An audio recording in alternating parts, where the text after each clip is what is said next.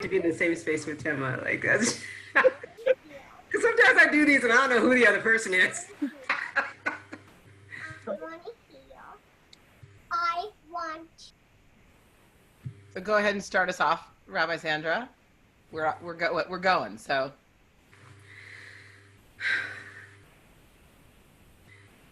We who believe in freedom, we can't rest.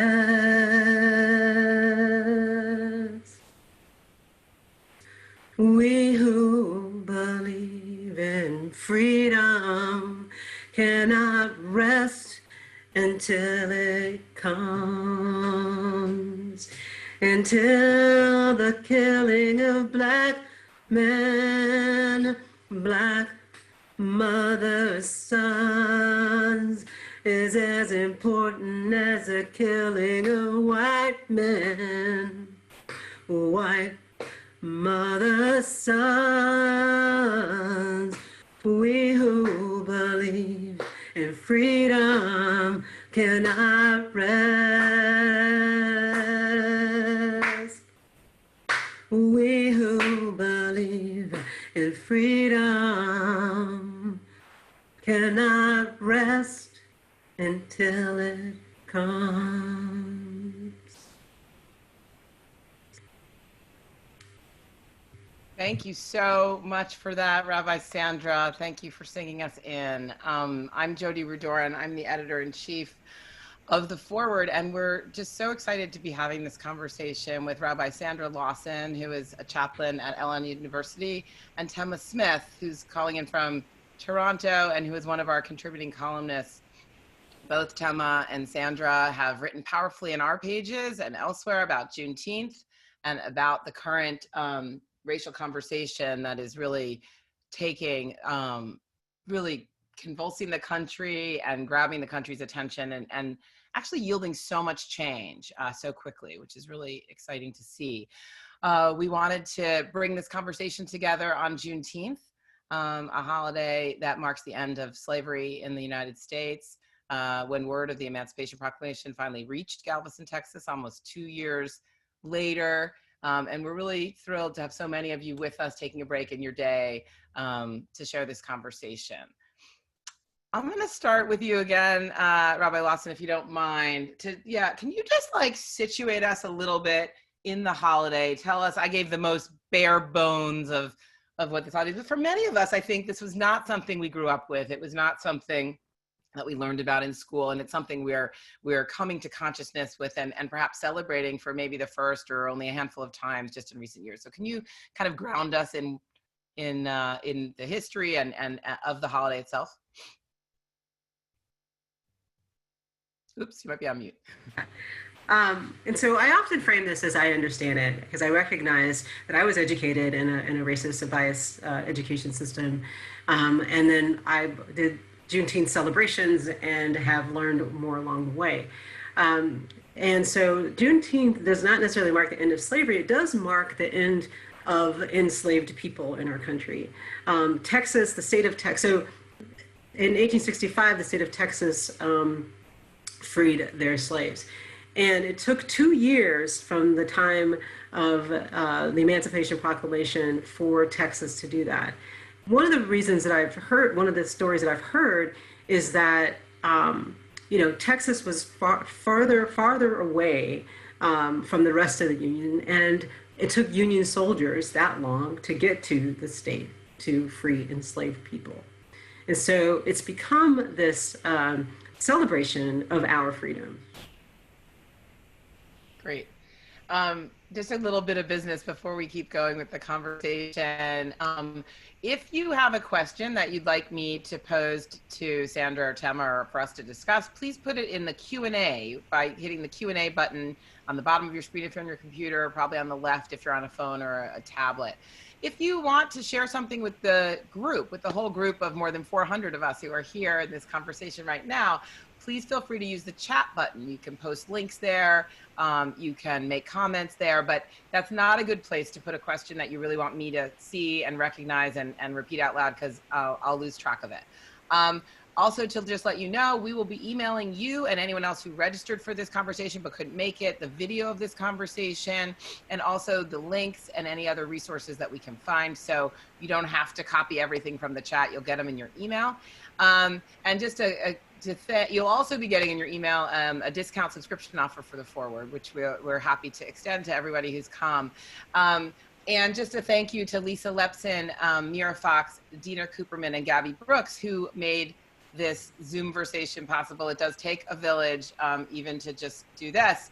Tema, I want to turn to you now to talk a little bit about your own experience with Juneteenth. Was this a holiday you grew up celebrating, or when did you start working on it, thinking about it, and engaging with it? Sure. So not at all. I did not grow up with Juneteenth at all. And there's a number of reasons for that. One is I live in Canada and grew up in Canada. And so the Emancipation Proclamation isn't really a factor of our life here. I don't want that to, I don't want people to take that, as often happens in sort of Canadian context, of people saying there was no slavery here. That is absolutely not true. And in fact, I just learned recently that we have a civic holiday that a lot of people just call the civic holiday, the first Monday of August, but its name differs from province to province. In Ontario, it's Simcoe Day, and that is our Emancipation Day. I had no idea. I learned that this week, which says a lot about how we talk about our history as a country with slavery. But that's one reason that Juneteenth wasn't part of my life. The other reason is my father, who is from New York City and is Black, his family's Caribbean.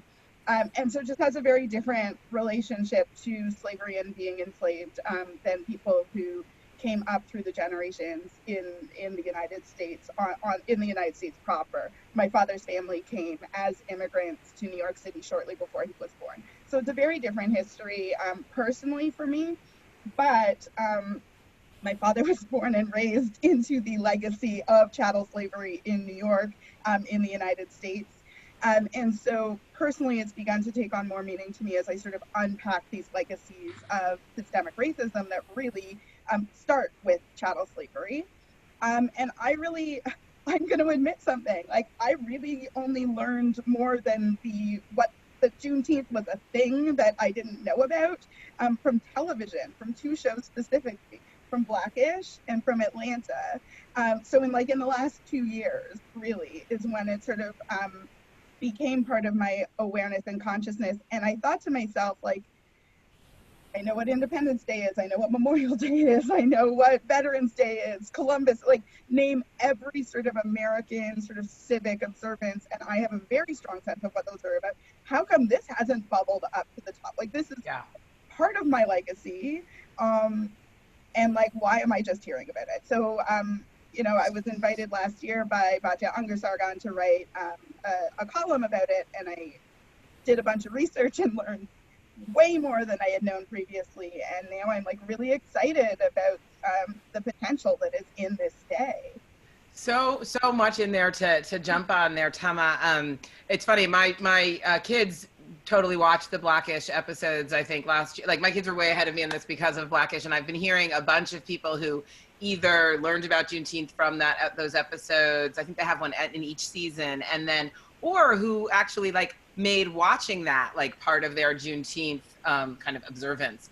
One of the things we did this week was we published a kind of a roundup of interviews with different Black Jews about their experience with it. And one of the things that stuck with me that really relates to what you're talking about was I talked to Omar Wasow, a political scientist at Princeton, and he was talking about how he first came of awareness to it when he was dating a woman from Martinique, and he was visiting the island, and he saw a statue that commemorated the emancipation there, and he realized that in the Caribbean there are Emancipation Day celebrations kind of across, but that in America it really so much less. His theory was that was because of our kind of very convoluted his reckoning with that moment, and and he talked about the redactions in the slave Bibles of the liberation story and various aspects of history. And I do think the delay between the freeing of the enslaved people in Texas and the Emancipation Proclamation is kind of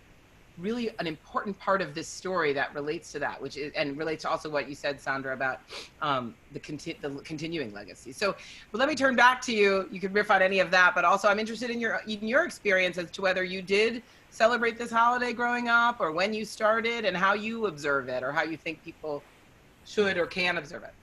So both of my parents grew up in the Jim Crow segregated South. They grew up dirt poor, and they were part of that last generation to make that migration from the South to the Midwest, and they both wound up in St. Louis. And it was not part of our celebration. And what's interesting is that I don't remember learning about it, but I don't remember not knowing about it. So at some point, I had to hear about it or learn about it or read about it.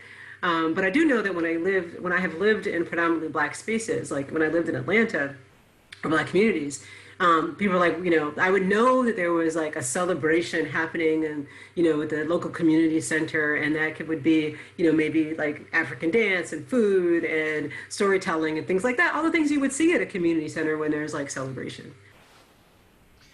What's interesting, obviously both of you are both Black and Jewish, and these identities are totally intertwined, and you don't, do one day and one the next day. And Sandra, you're leading tonight a Kabbalat Shabbat service, right, for Juneteenth. Can you talk a little bit about how you're thinking about that, how you prepared for that?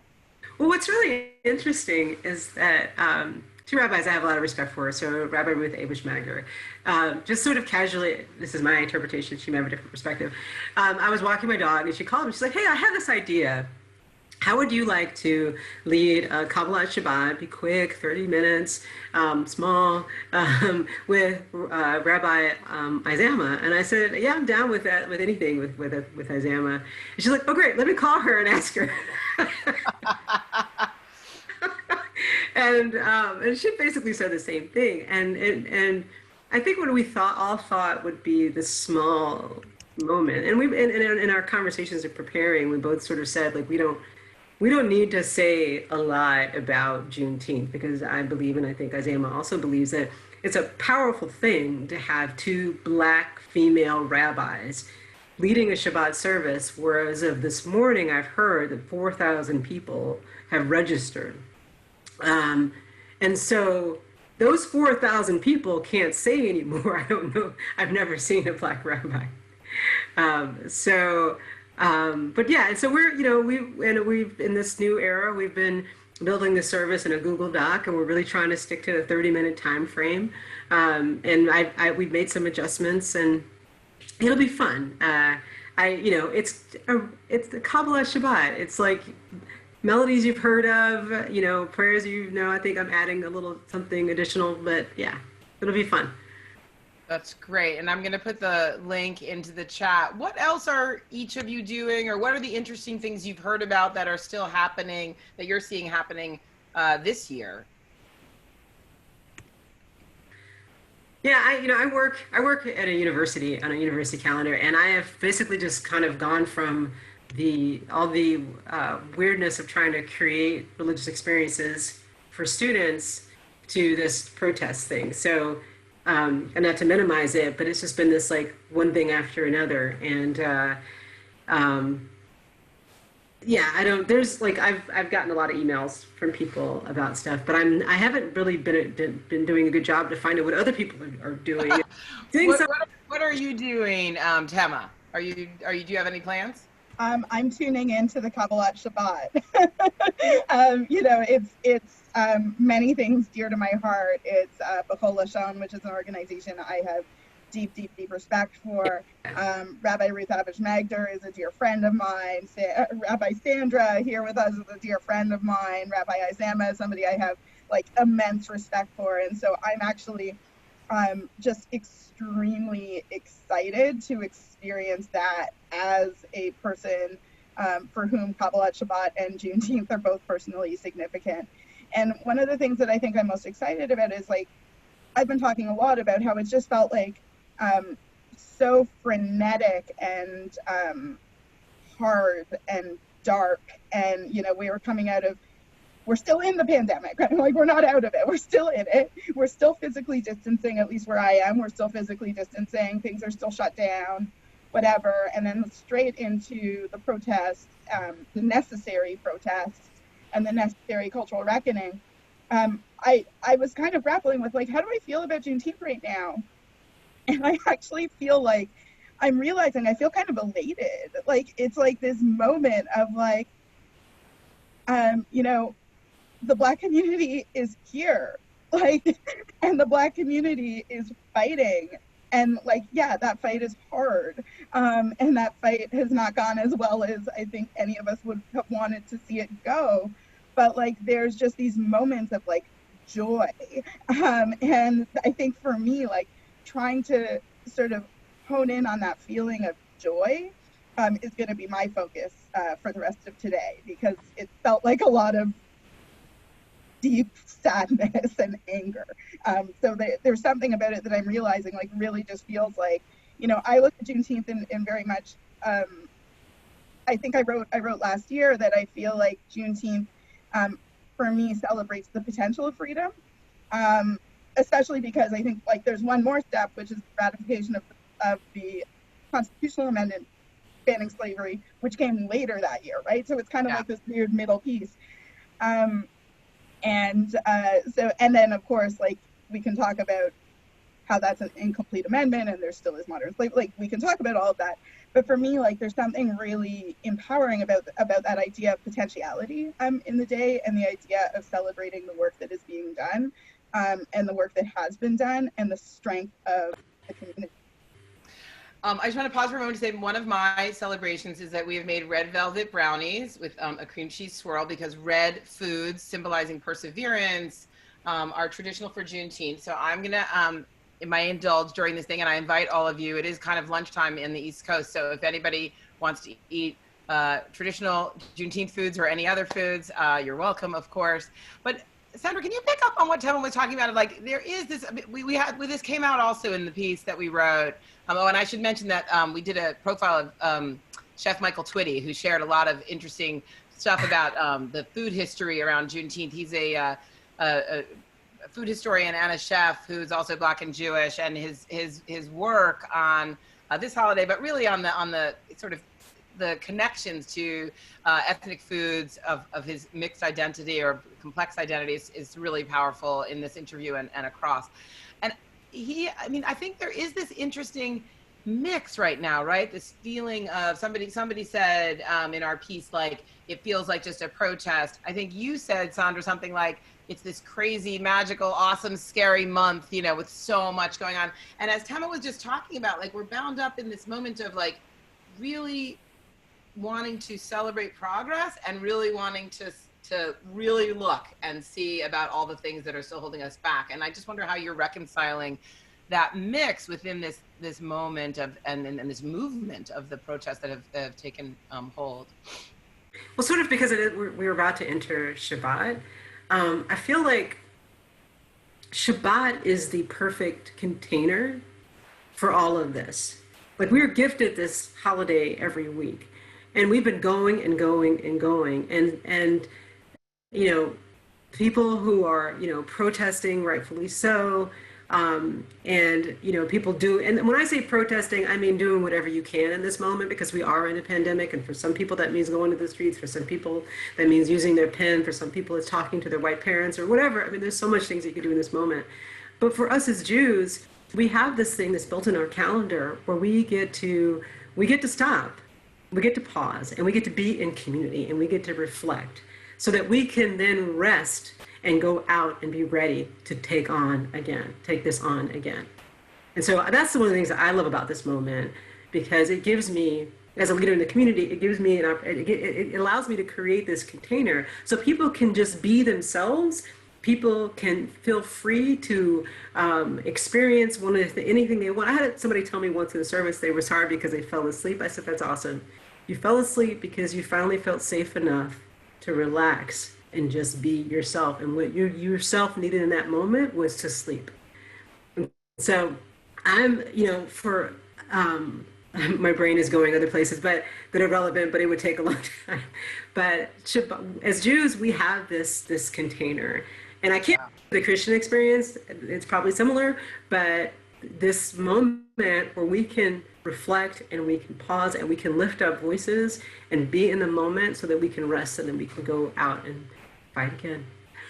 Yeah, I mean, I think, you know, so much conversation around Shabbat and other holidays tends to be about what you're going to do instead of like what you might not do or feel. I mean, I guess Shabbat also has a lot of not do's, but I want to ask you, and this is you know, you wrote for us about 10 days ago, actually, I think we published it just a week ago, but a piece that was so important and so revealing because you talk about, as you know, you go on Shabbat for that refuge, and yet you talked about how every time you enter a Jewish space, even when you're leading and convening the Jewish space, you're questioned. Can you talk about that? And because I want to make sure we talk about all the stuff we still have to work on. Yeah, and I also I realize now that my words have come back to me that how I want to frame that is that I haven't been in a Jewish space where at some point I have been questioned. So that includes where I currently work. That doesn't mean that I have everyday experiences in Jewish spaces, in the same Jewish space of questioning, but we make progress. We make progress.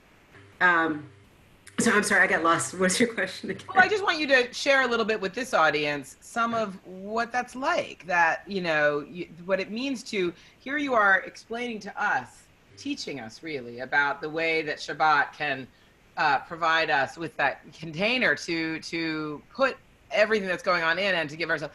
And yet, you know, at the same time, you have to go into different Jewish spaces with a kind of armor because of what you've experienced over these years. Yeah, and you know, I have sadly talked to many Jews of color, young Jews who just don't want to deal with it anymore. They strongly identify as Jewish people. They want to be part of the Jewish community, but the mental work that they have to do to walk into any Jewish spaces is just not working for them. Actually, I met an activist here, Black woman, and I've invited her. I said, please, come to my services with my students, if you don't mind hanging out with students. And my students were so nice to her. And I asked her if it gave her the rest that she needed and the Shabbat experience she needed, and she said that she did. It did. And you know, you're right. Like, I can't, when I travel and I want to go to a synagogue, I do a lot of research on that community before I even walk in the door. I want to see what at least their website says. And if I have access to somebody in that community, I will ask questions. And with that, I still go in with a lot of armor, and I still often get questioned. And I don't even know how to describe it because it's so normal. It's not abnormal for me. It's just I expect it to happen. What does happen often, though, is that it doesn't happen when I expect it to happen. So sometimes, for example, I was at a music retreat, and everybody was there to be better song leaders, songwriters, whatever. And I think a third or fourth meal, I sat down, and a person came over with this game that he'd been playing to try to get to know everybody, and whoever won something, whatever, which is fine. I played, but then he started asking me intrusive questions, and I just said, like, I don't even remember what the questions were, but I said to him multiple times, like, how often are you asked that question? And he still kept going along his trope, and about the third time, he's like, oh my God, like, he got it. I didn't have to say anything else. And I said, okay. And he's like, well, what can I do to fix it? I said, just don't do it again. We're good. You get it. And he still kept trying to apologize. And I said, dude, we're good. Like, you've done it. Like, like, I forgot what I said. Forgive yourself. That's what I said. And learn from this experience. It's really brave and strong of you to have that take, and I think people grow around you because of that. Tema, what about you? Can you talk a little bit about your experiences, kind of in Jewish spaces, and where? I mean, I think to some extent, I want you guys to start to talk a little bit about the substance of where the Jewish community is on the contentious question of accessibility and for communal service of Jews of color and integration and all that stuff. I feel like I occupy kind of a funny position because while I am a biracial person, you know, I'm Black and Jewish, I look to most people when I walk into a space like I belong. And I say that on purpose. But what I often get is when people find out either because they've read something I've written or I've been interviewed or I share with them that my father is Black or whatever it might be, then I get some really weird comments usually. You know, I've had people comment on how Jewish women in South Africa would straighten their hair so as not to be mistaken for mixed. Directly after somebody had read, like, came to me and said, wow, I had no idea you were mixed. I've had intrusive questions about, you know, did my father convert, blah, blah, blah. Are my parents still married? Like, that's a weird thing to ask someone when you find out that they're mixed. Like, these are people who I've known for ages in professional context who, like, they find this thing out and want to know all these details. Nobody ever asks me that. Nobody ever asks if my parents are married. Certainly not on the first date. Right. It's a very strange phenomenon. Or like, is my father's family part of my life? And I'm like, well, yeah, like, yes. And the fact that you're assuming otherwise says a lot about your assumption about who walks into Jewish spaces. So that's sort of my personal experience directed at me. But what also has happened a lot through the years is because I am in the space and because I work, I just saw somebody say even the term mixed is racist. A lot of biracial people, like, I call myself mixed. So a lot of people, I think it really depends on who's using it and how and why.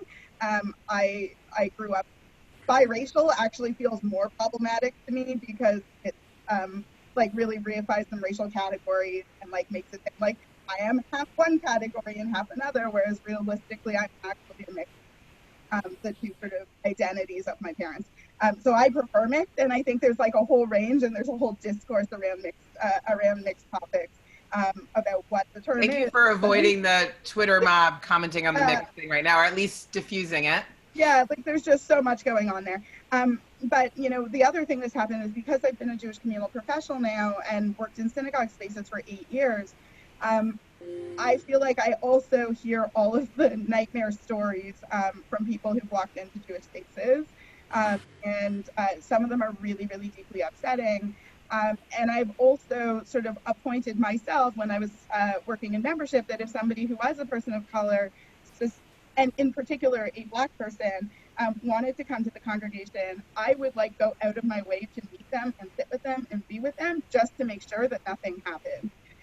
And that was in spaces where there was like strong acknowledgement of the existence of Black Jews. I mean, I was on like senior staff in these spaces.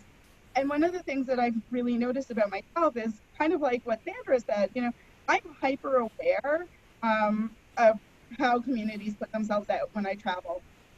And one of the stories that I've told a few times is that when I was about to join the staff of the synagogue I used to work at, and I'm now a member of, now that I don't work there, before I joined the team, I went and sat in the back row at a family service, just to see what it was all about. You know, nobody knew me yet. And there was a Black kid who was part of the congregation. And he was like walking around like he owned the place, like he was, you know, volunteers, his hand shot up, you know, and I looked at it and I thought, this is amazingly unexpected and I'm very happy to be here. And so it's like a weird sort of consciousness of the fact that that isn't the normal case, that sort of is always in my mind. And I think, you know, all of that goes to say, like, we have a lot of work to do. And I think, you know, it's very hard when we sort of as Jews feel anxiety about and rising anti-Semitism, about physical threats to our safety. Like, these are real things, and they get displaced on like, this person looks out of place, I should be suspicious. And so it's like this very strange grappling that I think the community really needs to do some soul searching and deep digging on about how do we balance our at least intellectual knowledge that Judaism has always been a multiracial religion, with the reality that, yes, the majority of Jews in the US are, white-skinned Ashkenazi Jews. That's the statistic. We know this, but that doesn't mean that anyone who doesn't fit that mold is an interloper there to endanger community. And it's very real. And I struggle to find the ways to help people unpack that, because I don't know how you unpack that. Our fear is real. I wonder, it's funny, I feel like as an experiment, we should go around asking other white Jews. I should go around asking other white Jews, did you convert? Or, how did you grow up? What were your parents' backgrounds? I want to turn, oh, sorry, you want to say something, Sandra? Go ahead. I just want to add something to that. What's interesting, just to jump off of what Tema was saying, is that, and I'm trying to write this piece that I'm about to clumsily go through. So I have been in spaces where everyone in that space is Jewish. And the example that comes to mind, I was in a space recently, in a very highly secured space, where you knew everyone in there was a rabbi. So to still be in those spaces and be asked questions that are intrusive, it's beyond curiosity. So this idea that I'm just curious, but if you are just curious, okay, it's bad enough that you've asked the question, you've asked, when did I convert, how am I Jewish, or whatever you want to ask. And we have lots of texts that say that you shouldn't say that. But when I say to you that I'm uncomfortable with your line of questioning, or I want to go pray, or I want to eat my dinner, or whatever, and then you continue to ask me why you, X, need to know. So that tells me, I don't know what that's about, but that tells me that's not about curiosity. That's about trauma, and you need to feel safe before you can let me go. And the larger white Jewish community needs to figure that out, because I don't. But when people say, well, I'm just curious, I said, no, you're not. Because if you were just curious, once I said to you that I'm uncomfortable and I want to eat my dinner, you would have dropped it. But you were telling me, and actually I had an ally. I was at a conference, room full of rabbis. Rabbi started down that line of questioning. I said, you know what, I just want to eat my dinner, whatever. I don't even know how I framed it. And he just kept insisting why he needed to know. Luckily, there was a guy who I didn't know, who's now my friend. And he said, he's like, are you listening to yourself? She just told you that what you're asking. And he knew that it was an inappropriate question because he phrased it as I know this is inappropriate, but. No offense, but. Yeah. She just said to you that she's not comfortable, and but you're continuing to insist that you need to know. She doesn't even know you. And then of course, I hope this is okay that our buddy, I said, hey, I wish more people did that. So. So I'm going to turn to someone. We have a lot of questions, and I appreciate how much, how engaged you all are, and I want to turn to them earlier than I might because they're good, and they relate here.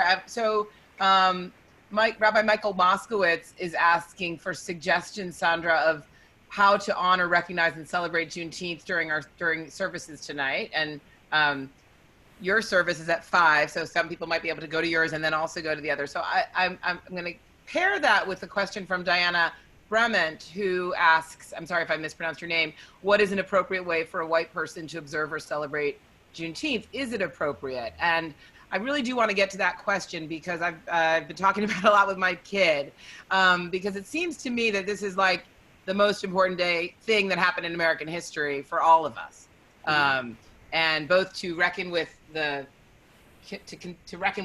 legacy of slavery, and to, of course, have the emancipation of enslaved people have happened.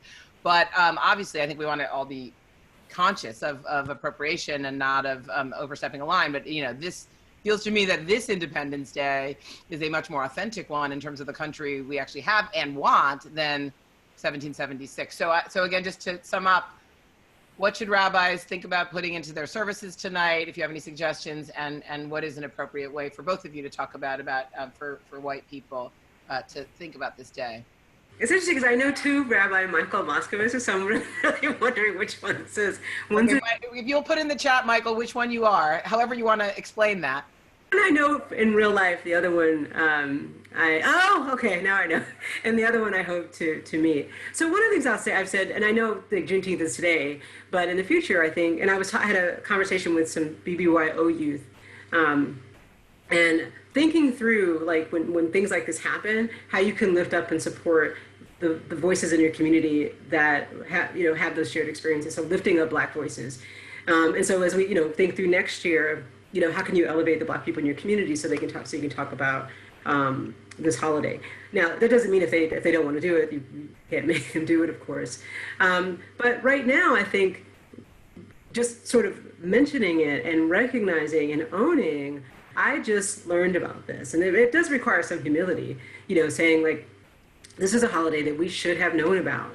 And it speaks a lot to our history. So talking about it authentically as you can from your perspective, I think is a safe way to do it. And for families, I think, when you're family with your kids and just the 3 or 2 or 4 of you, whatever, there's lots of books out there, and just sort of talking about and beginning the conversation to talk about how our country from the very beginning was designed to privilege one group of people over another group of people. And this is a really good way to introduce that to children. Emma, thoughts on how this holiday should play out for people who are not Black? Yeah, so I agree with everything that Sandra just said. And the other things that I'd like to add is like, there's a lot of sort of civic action needed around contacting Congress people around, for example, police reform bill or the criminal justice reform bill that is, in play right now. And there's always some sort of, whether it be legislative or community-based or something like that, action that could be taken.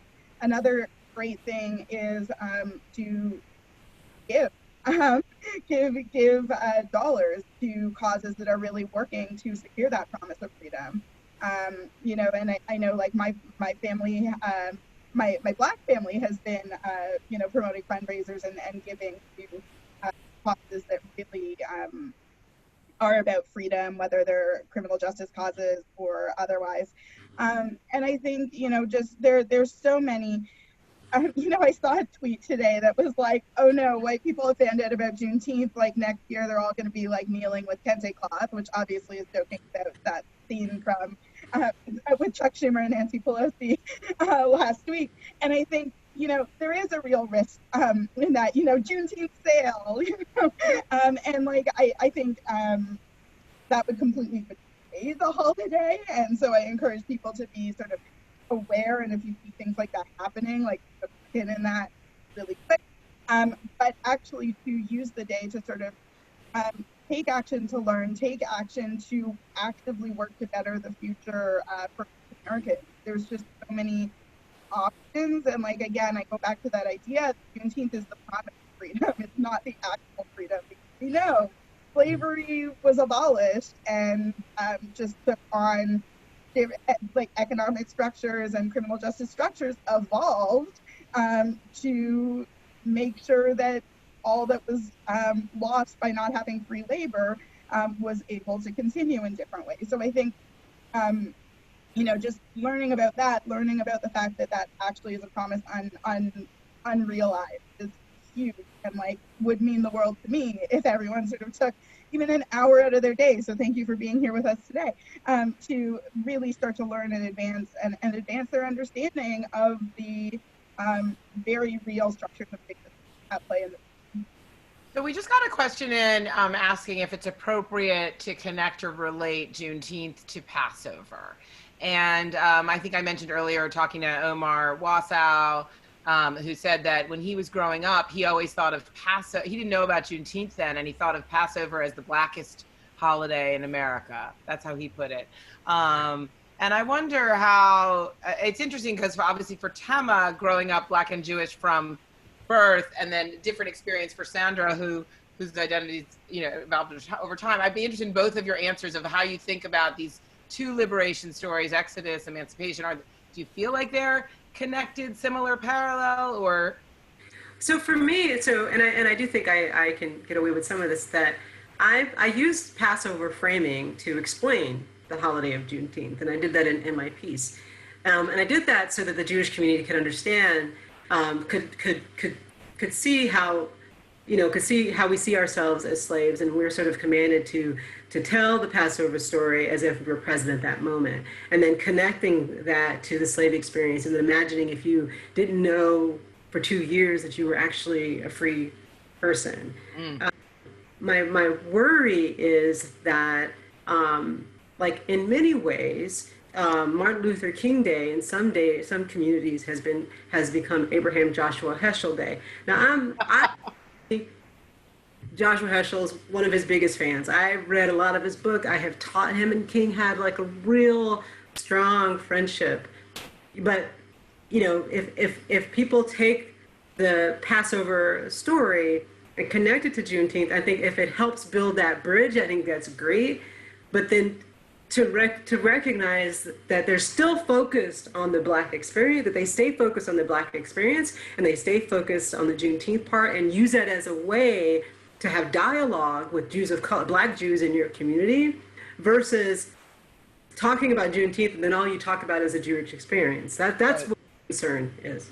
A friend of mine whose kids go to the Heschel School in, I guess, Manhattan, told me that her kids, when they were younger, asked her, do other people celebrate Martin Luther King Day? Like, they thought it was like Heschel Day, you know, which I thought was pretty hilarious. Tema, what are your thoughts on this question?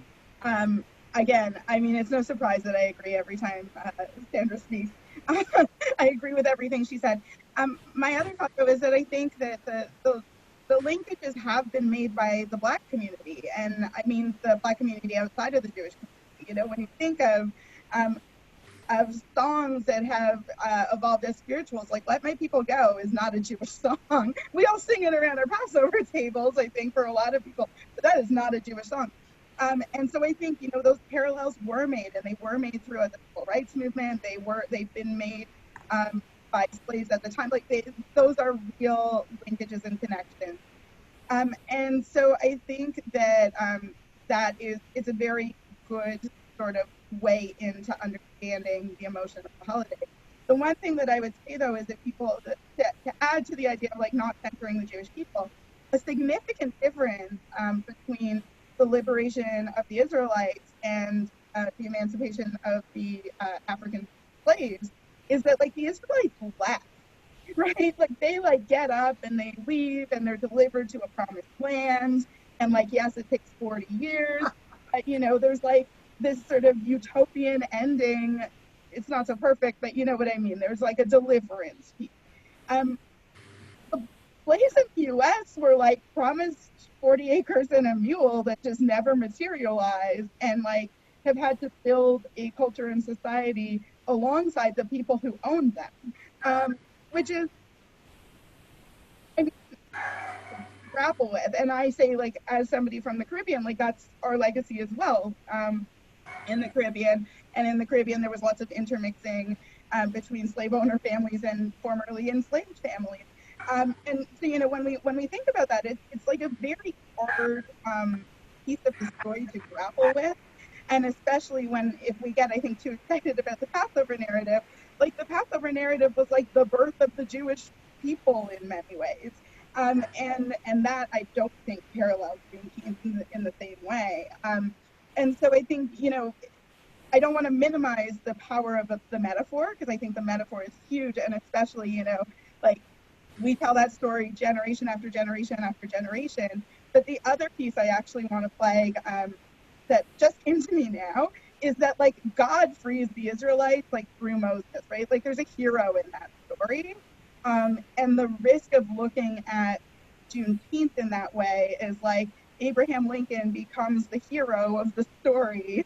And it almost like this, I don't want to say disempowers, but it like decentralizes the narrative of the slaves who fought for freedom, and also are continuing to fight in America to be equal. Right. I think Moses being one of the people who was being freed, as opposed to, right. So, yeah, that's really great. So I want to say that, like, I think we're in a good place because I've now found 4 other rabbis who were asking the question of what they should do at their Kabbalat Shabbats tonight. So that was a good question to answer. There's some, and one of the rabbis, Rabbi Jurgen, is asking about something particularly to introduce for Kaddish. I want to say that I actually read yesterday, I'm going to see if I can find the link again, but you could Google it. Somebody has created a Kaddish related to Juneteenth, If anybody knows that link, throw it in there. We also have, I think somebody may have already put the link in for the J-Fred Haggadah for Juneteenth, as we're talking about those connections.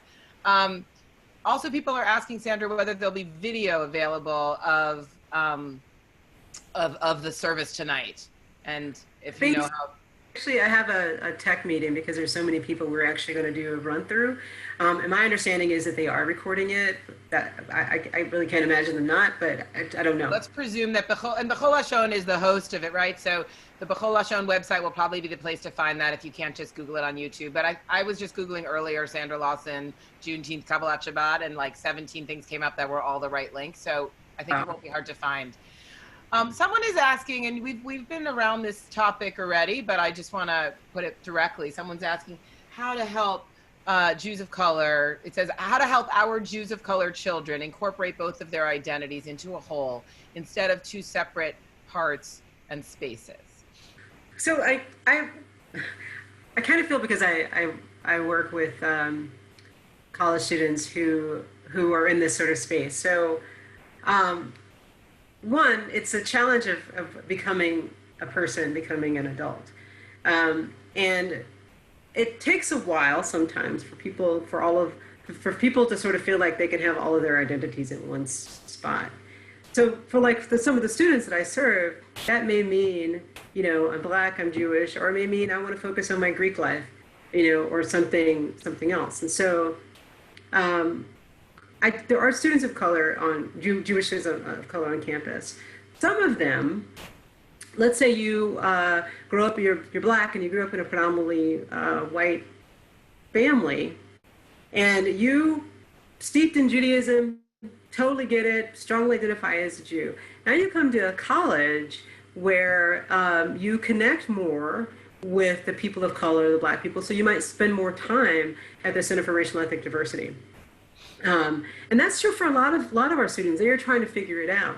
And what I feel like my role in that moment is to connect with them wherever they are, and then help them figure out. Because I have had students ask me, Rabbi, how did you figure out how to be your whole self? All of your identities. And and some people may never figure that out. And also sometimes people have to make choices about what shows up in what moment.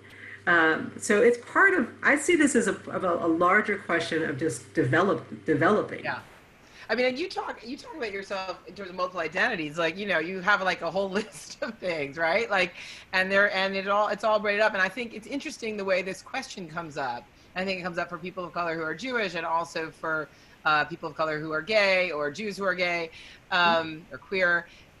But it doesn't come up so much for people who are like journalists and moms, and like I'm both those things all the time. I don't know. I think it's really interesting because it has something to do with how we organize our spaces. Like, I'm thinking about that campus thing you're talking about, where there's a club with one name, and so like you're here on this day in that part of your identity. I also though think, and both of you are younger than me, probably by a lot.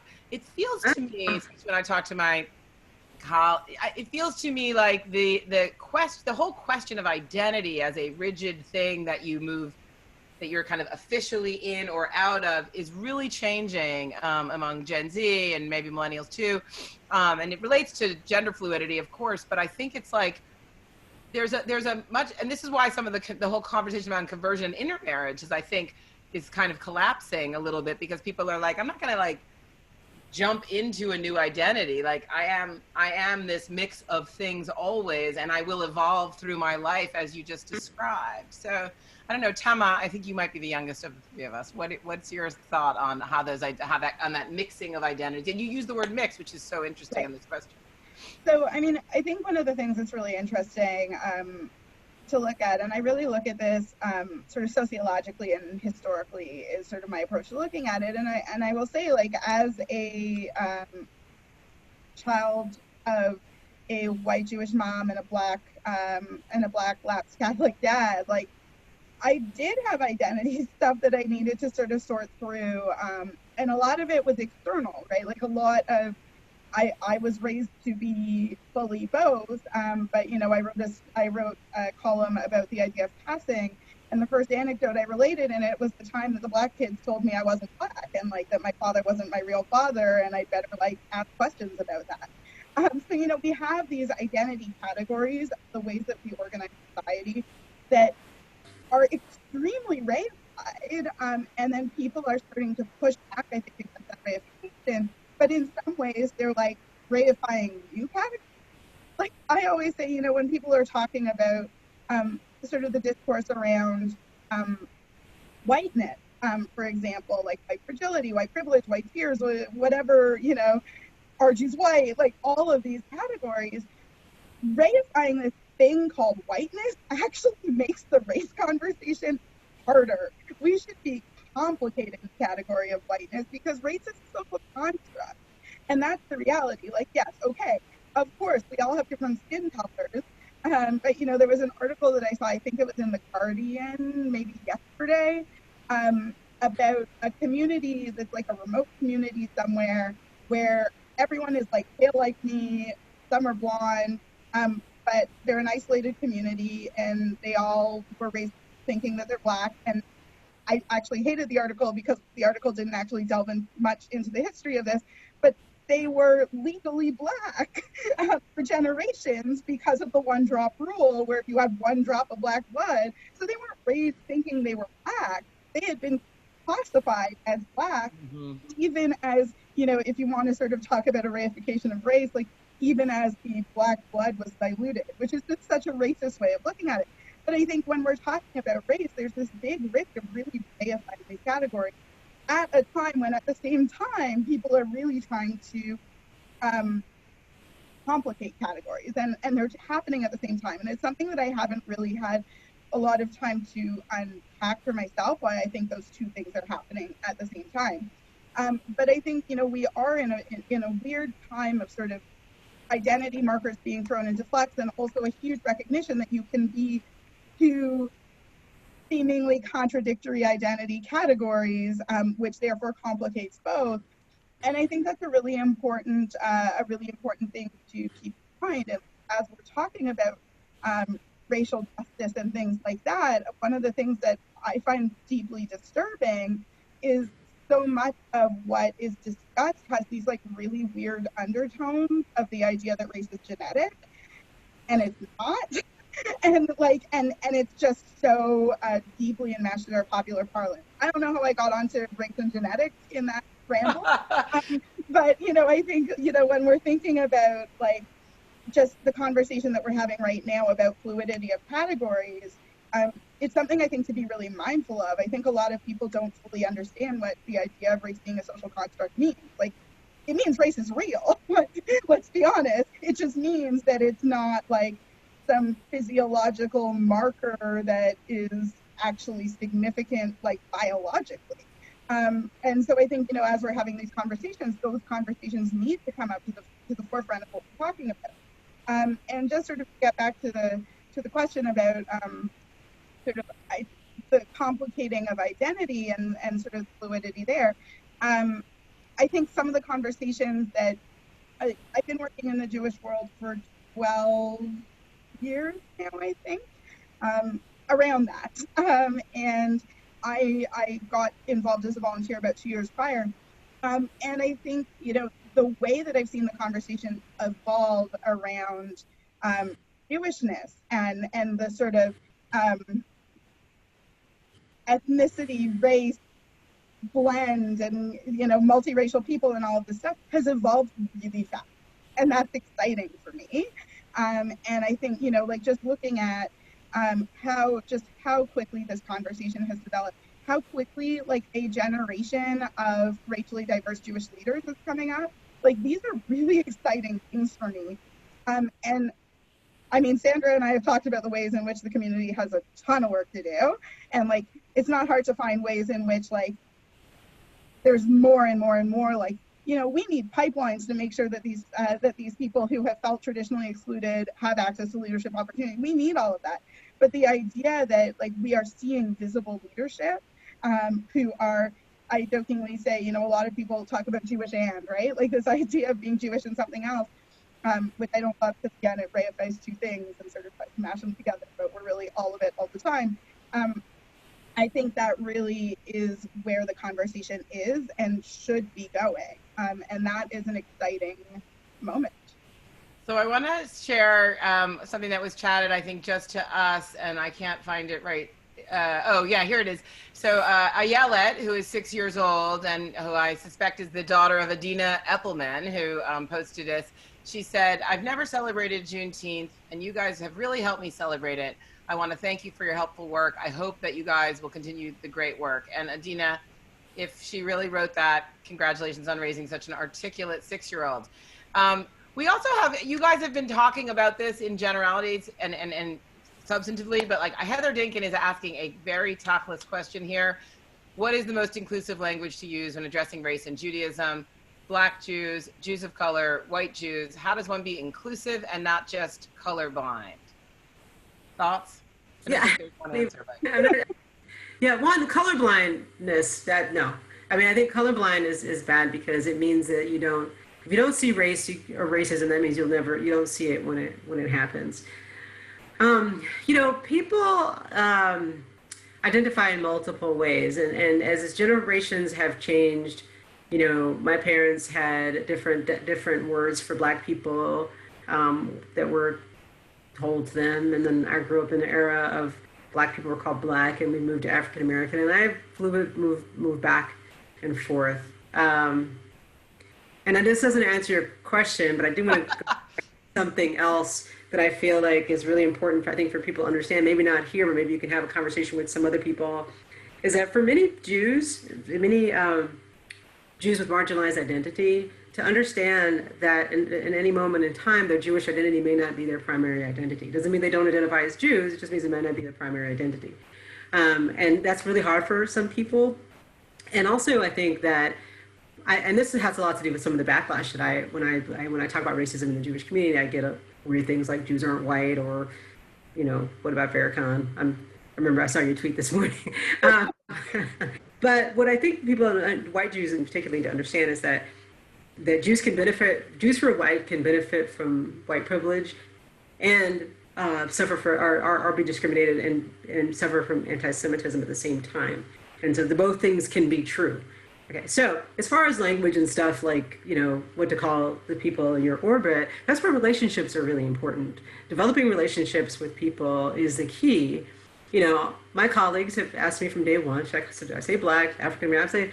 I use them both, and they're both fine. I find African American to be long, so but when I write, I'll write out African American. But I think it just depends, and it's kind of like asking someone their pronouns in a way. Yeah, exactly. Like I was around when we started using pronouns, and it wasn't normal, and now everybody's using them, and I still haven't changed my screen to say she and her. I was like, I've been doing this from the beginning. But anyway. Yeah, I don't know what happened. Mine usually does, and I'm just noticing now that I must have.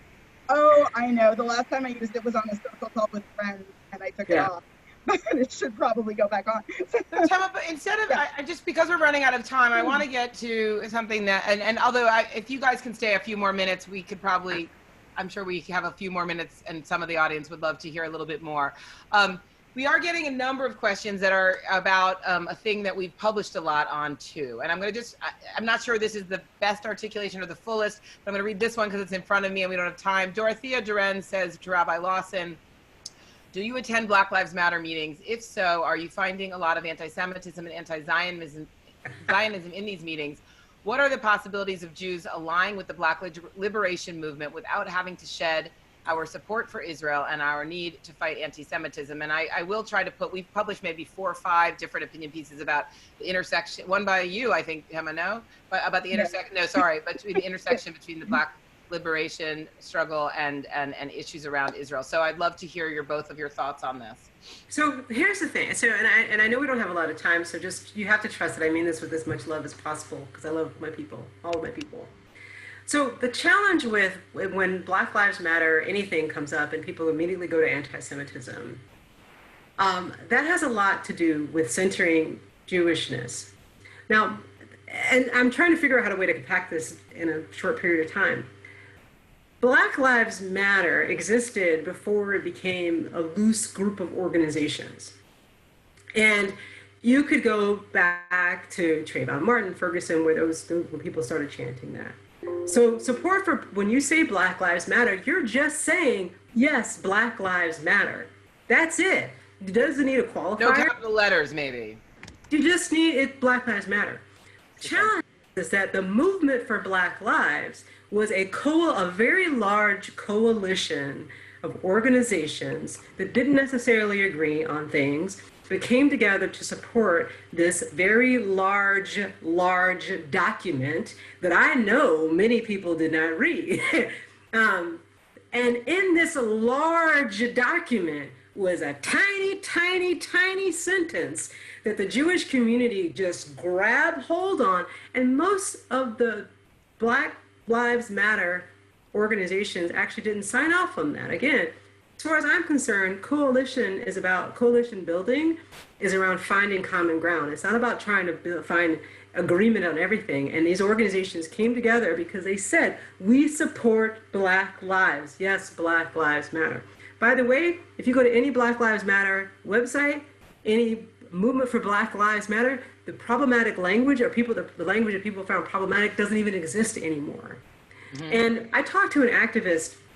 I was on a conference call with NZ Tanner from Minneapolis. Wonderful man, don't know him, you should. And he's a Black Jewish man.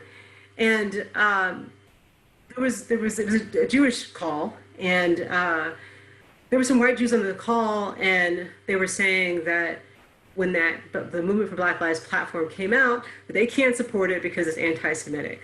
So the white Jews who had relationships with Black people went to the Black people saying, you know, what's going on? These organizations saying they can't support you anymore. They won't give you, and the Black people community, like, we don't know who these people are. They never show up. They don't support. So like, the problem with this, the short answer is supporting Black lives means that you support all lives. But right now you can't support all lives because our society has decided that some lives don't matter. And that's what we're trying to fix. It doesn't have anything to do with Israel, or it doesn't have anything to do with the Jewish community. And when Jews do that, you're centering the Jewish experience and not the pain of Black people. Okay, I'll get off my soapbox. Oh, I really appreciate that. And I definitely wanted to address that question, although I don't want to end on that question. So Tema, if you have a small thing to add there, great. And then I do have one final question. Yeah, so mine is sort of a two-parter because I think Sandra expressed a lot of it. So one is I think the Jewish community is very much built on an idea of sort of these large advocacy organizations that have these consolidated policy platforms that are, every chapter across the country, signs on to and abides by. That is not the nature of grassroots organizing like Black Lives Matter movement. And the actual piece was from the Movement for Black Lives. So it's not even Black Lives Matter. It was Movement for Black Lives, which is, I know it sounds like the same organization. It is not the same organization. Tried to put together a policy platform around the 2016 election. And actually that piece, and like, I have problems with the language in it. I'm not going to say I don't. But that piece was actually about American military spending. It actually wasn't about Israel. It was about American military spending overseas. Okay, great. I've also shared like a bunch of our articles, so I really feel like people are gonna be able to marinate in a lot of that. But I just have one more passing thought, which I think Sandra sort of alluded to, which is that I shared a panel at the AJC Global Forum last summer with Rabbi Angela Buchdahl from Central Synagogue, and we were talking about the Women's March and intersectionality.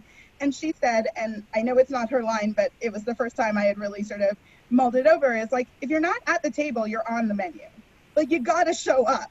You can't just walk in the room and yell, like, why don't you understand my issues if you haven't been showing up? And so you gotta show up. Like, that's the reality. Thank you again. I am going to close with one final question for those of us who can stick around, and I appreciate you all extending your time a little bit with us. I want to just, before I do that, remind everybody that we have another Zoomversation coming up on Monday about Yiddish music and why it's so popular right now. And watch your email for a note. We're just putting together a Pride Month event for the last day of Pride on June 30th. We'll probably be announcing that on Monday. You will get in your email all these resources and the video. I want to thank so much Rabbi Lawson and Tema Smith, our great columnist, for joining me in the conversation and teaching us so much here, and all of you for spending an hour with us on this Juneteenth. And also my colleagues, Lisa, Dina, Gabby, and Mira for making this possible. This is a very female thing going on here. We got three women on the screen, 4 women behind the screen. I really appreciate that. I want to also say, just when you were just talking about one of the things that I feel like has changed so much in the last like 5 minutes of this movement is exactly what you guys were just talking about, which is how Black Lives Matter has gone from being an organization or a set of organizations or specific organizations to now being a way of thinking, right? And you see, I mean, I just see this all around my own community, all around the internet. Like, it's so clear this is a principle, not an organization or an umbrella organization.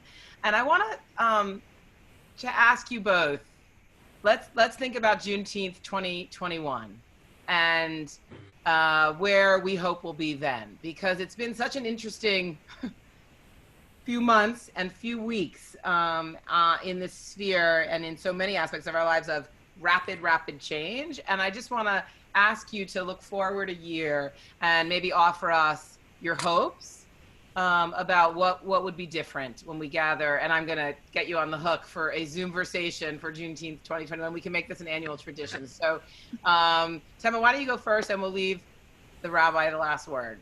Sure, yeah. So, I mean, I'm happy to share a Zoom with Sandra anytime. We don't get to see each other enough, so this is like a nice substitute.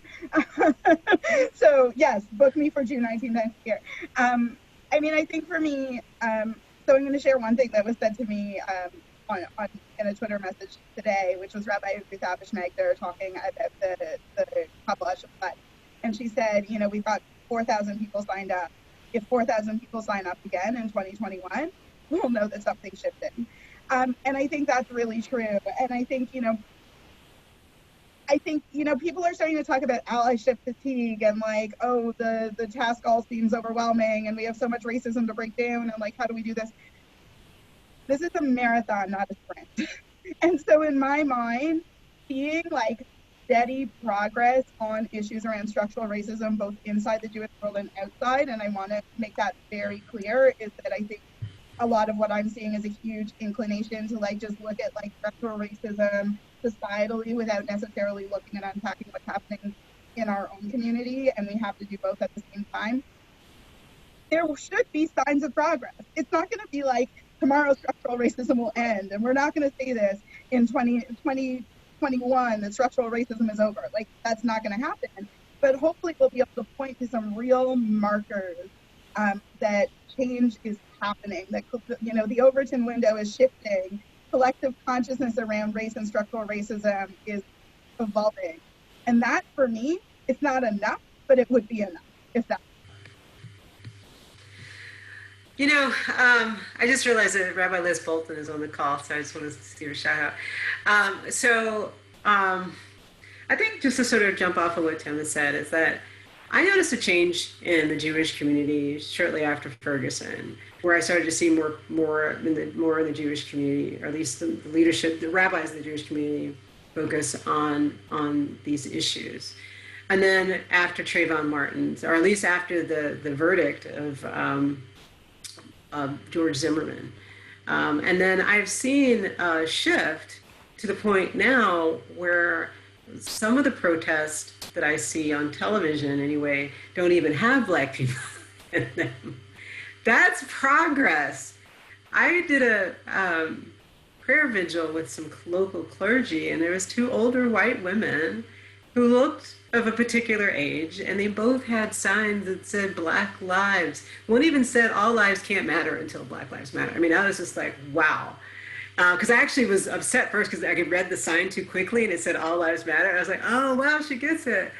And yes, some people will fall off, but every time something happens, we pick up people. And this is like a turtle marathon. But my hope is that I really want Jews of color, or Jews of marginalized identity, to be able to have the privilege of walking into any Jewish space to pray, to be Jewish. And until we can get to that space, we still have a lot of work to do. And I want the Jewish community to really look internal. I think we do a good job of showing up for immigrant protests and showing up at the prisons and showing up for racist marches, but we're not doing the best job at looking internally. But that's how racism works. People don't want to do the internal work because that's the hardest to do. And so my hope is that we will continue to do the internal work that we need to do, open ourselves up to the fragility of learning or unlearning our racist past, and so that our children, or the younger generation, and even some older generations can walk into Jewish faces and feel safe. And I pause because I'm remembering a story. I used to work in a retirement community, and I went to visit this 95-year-old woman who's since passed away. And her birth identity was Jewish. So she had a Jewish parent. One of her parents was Jewish, and she identified as a Jew. But then her family moved to Christianity. So here I am, this older 95-year-old black woman. I knock on the door, and I said, they told me to say Rabbi because I was still a student. I'm like, Rabbi Sandra Lawson, here to see you. And she opens up the door and she looks at me and she's like, I thought they said the rabbi was coming up here. I said, that's me. She cried. She cried. I didn't know why she was crying. Again, a third-year student. And she said, I never thought I would live to see a black rabbi. And then she told me her story. And we became friends until she passed away. So I wanted to share that.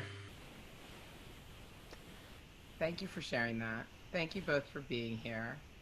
Many of us will see you. You won't see us, but we'll see you tonight at 5 o'clock Eastern time at your service. And I hope we'll see much more of both of you in the pages of the foreword, where your articles are so powerful and our readers really resonate with our readers. So I want to thank you. I hope you get some rest, if not on Juneteenth, then on Shabbat. And thank you all for being with us. Thank you all for being with us. It's been a really great conversation. I hope you'll share the video with friends when you get it in your email.